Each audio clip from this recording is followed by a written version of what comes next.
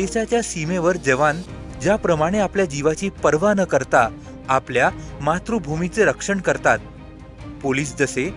24/7 तैनात राहून गुन्ह्यांना आळा घालतात, त्याचप्रमाणे वनांचं संरक्षण करण्याकरता हे वन कर्मचारी सुद्धा जीवाची बाजी लावतात आणि वेळ आली तर हौतात्म्य पत्करतात.